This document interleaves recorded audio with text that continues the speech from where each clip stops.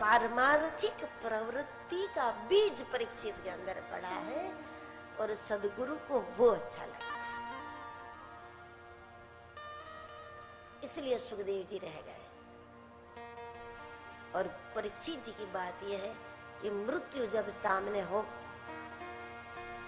मरण धर्मा मनुष्य को क्या कर लेना चाहिए।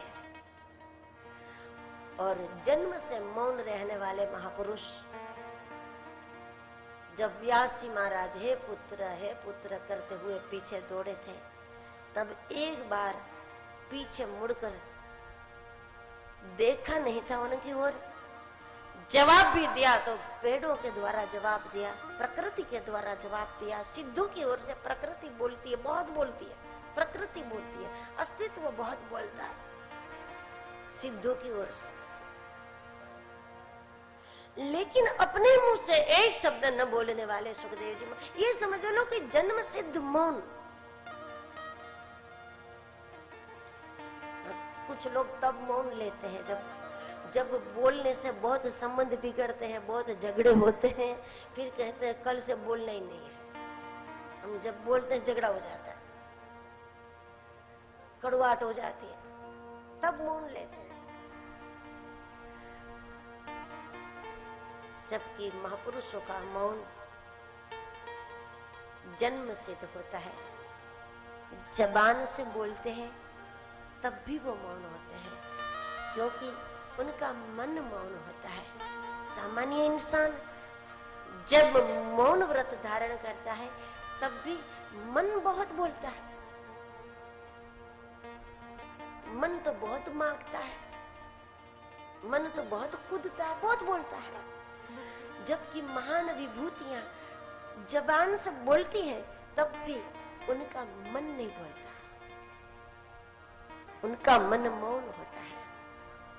जिसका मन मौन होता है, जिसका चित्त स्थिर होता है, उसके बाद ऐसे महापुरुषों के शरीर के द्वारा छोटे बच्चे के समान हरकतें होती हैं, उसका देह चंचल हो जाता है।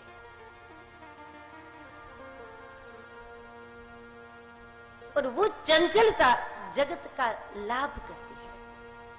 देखिए, श्री कृष्ण की चंचलता को देखा जाए तो दुनिया में कोई हुआ है इतना चंचल? न तो उसके पहले कोई हुआ है, न कोई उसके बाद हुआ।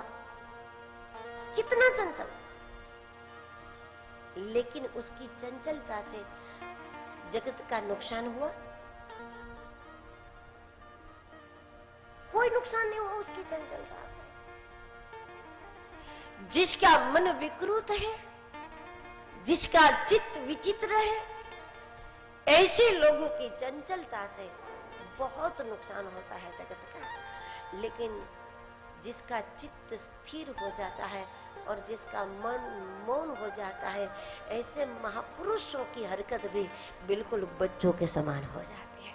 इसलिए सुखदेव जी के लिए रुतेश्च बाले अवधूत वेश, बच्चों के समान शरारती है, बच्चों के समान चंचल है, बच्चों के जैसी हरकतें हैं। बच्चा कब क्या करेगा कोई अंदाजा नहीं लगा सकते आप। उसी प्रकार सुखदेव जी कब क्या करेंगे, कब गाएंगे, कब नाचेंगे, कब चुप हो जाएंगे, कब रोएंगे, कब चिल्लाएंगे, कब गुस्सा करेंगे, कोई अंदाजा नहीं लगा सकते। ये साधु की हरकत है। वो चिल्ला भी सकता है, वो गुस्सा भी कर सकता है, वो हंस भी सकता है, वो नाच भी सकता है, वो गा भी सकता है,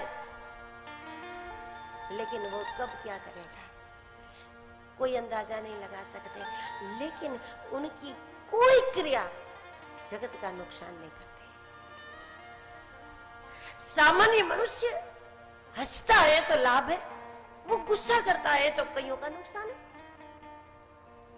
वो प्रसन्न है तो लाभ है, वो चिल्लाता है तो कईयों का नुकसान है, वो देता है तो लाभ है, लेकिन वो लेता है तो नुकसान है। लेकिन सदगुरु जब ये सब करते हैं, वो गुस्सा भी करते हैं, नुकसान नहीं होता। वो हंसते हैं, नुकसान नहीं होता। वो चिल्लाते हैं, नुकसान नहीं होता। जब वो देते हैं तब भी नुकसान नहीं होता, और जब वो आपका सब कुछ ले लेते हैं तब भी आपका नुकसान नहीं। ऐसी विभूतियों की हरकत निर्दोष बच्चों के जैसी होती है।